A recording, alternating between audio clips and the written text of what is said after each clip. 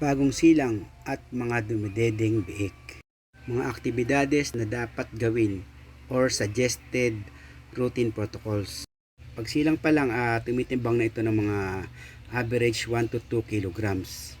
From day 1 to 3, pwede nyo pag-isahin yung activity dito, no? Para isang stress lang sa mga biik. Yung pagpuputol ng na ipin o pangil at saka putol ng buntot. Inject natin ng enrofloxacin 1 ml per piglet. Sabay na natin iron dextran na 20 mg 1 ml per piglet. Saka vitamin B complex kahit 0.5 ml per piglet lang. Sa day 7 hanggang day 10, ito pinakamainam para dito tayo mag-castrate ng mga lalaking piglet.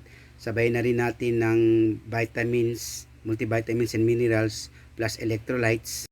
May mga babae. So yung mga lalaki lang ika-castrate natin. Sa day 21, yung first dose natin ng anti-pneumonia, yung 6-in-1 vaccination kasama na dyan mycoplasma, APP, SARS disease, Streptococcus disease, atrophic rhinitis.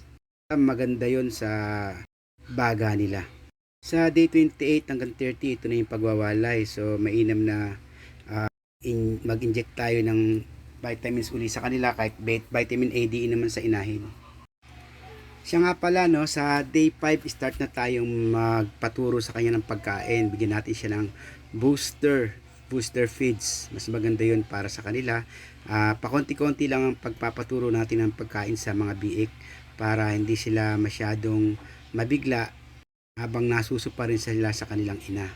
So yun lang, no, hanggang dito na lang pala at magandang araw sa ating lahat mga ka-pigmates. Hanggang sa muli. Paalam.